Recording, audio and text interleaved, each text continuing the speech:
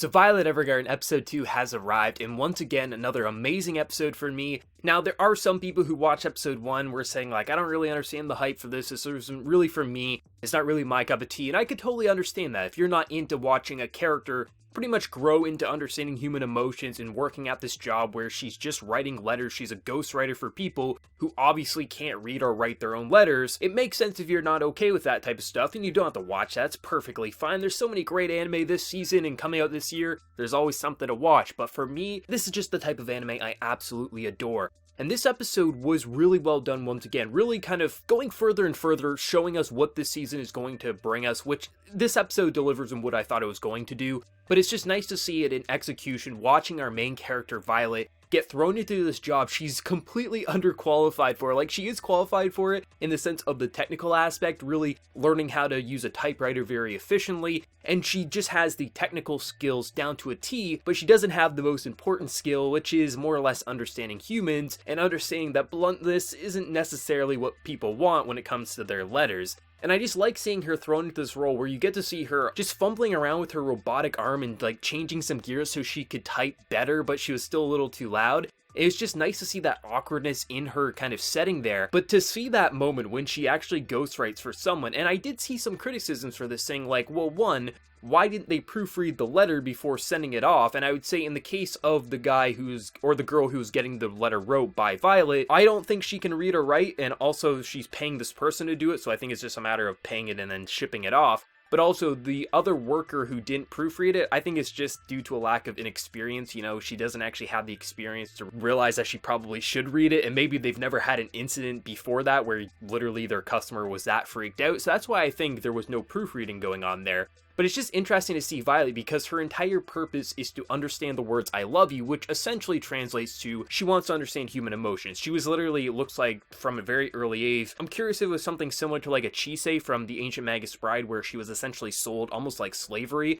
But then she just got lucky and the major that pretty much had her as a quote-unquote weapon turns out to be a nice guy. But still, it's nice to see that we're getting a bit more kind of, it feels like each episode they might go the route of maybe just fleshing out her backstory a bit more each episode. Like, I think that'd be actually a really cool way to start off the episode or end the episode with a bit of backstory showing her progression from when she was first pretty much sold or given to the major, and then her transition, because we've obviously seen the end of their relationship when he's bloody and bleeding, and based on how this episode ends, I think it's guaranteed he's 100% dead, which is only going to make Violet's understanding of emotions even more painful, because right now, I think if she got told, Major's not coming back, he's 100% dead, I think it would mess with her mind in a way she wouldn't understand, but the entire point of her job is to understand emotions and turn them into letters, so I think it's going to be even worse for her once she understands emotions and understand that this secret was kept from her for so long. On top, she'll understand what the words "I love you" means, and I think it's going to be absolutely soul-crushing by the time this series does wrap up. However, I think it's going to be soul-crushing, but possibly hopeful, depending on how they take it and let her move on and be her own person. But still, it's just nice to see how this series is functioning. It's a very slice of life in a lot of ways, because we are just focusing on this shop that essentially just writes letters for people who can't write their own letters, or they don't think that they have the words to articulate what they want to say properly, so they have these people turn it into the perfect letter so they can get their point across.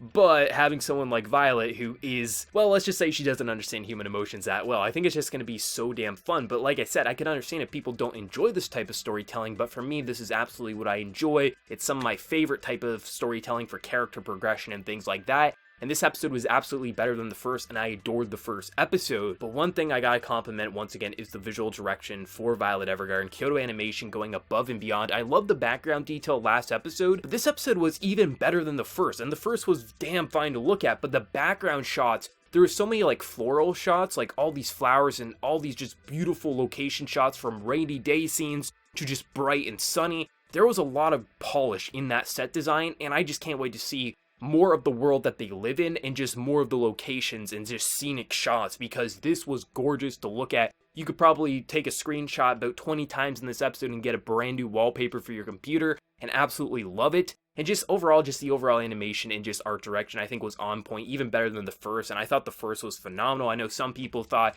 I don't necessarily understand what's so great about the animation, but there's so many moments, like in the first episode when the tea was spilling, how they animated that, the rain in this episode. There's so many just impressive feats on the simplest of scenes that don't need this great of animation, and I absolutely adore it. The only thing I'm not 100% sold on is some of the use of filters, but I still enjoy the look of this series overall, and I think the voice acting, I think Violet's kind of very monotone, but it's not the typical monotone. It has emotion, but it's not the typical robotic you usually see for these types of characters, and I really enjoyed the voice acting overall. But I think that end scene is pretty much what gets me, because he's finally getting his drink. Basically, Violet's boss, so to speak. He spent his month's pay to get back that pendant, but he lost his friend, and I love that final scene. I can't wait to see how the future episodes are going to go. Maybe, I really do hope they go the route of maybe every episode or every other episode sprinkling in some backstory to watch how Violet was with this Major, to understand really why she was so connected to him. Obviously, it seems like she was sold almost like a slave or a weapon, just tossed aside like a bazooka pretty much, so it's understandable why she would have such a connection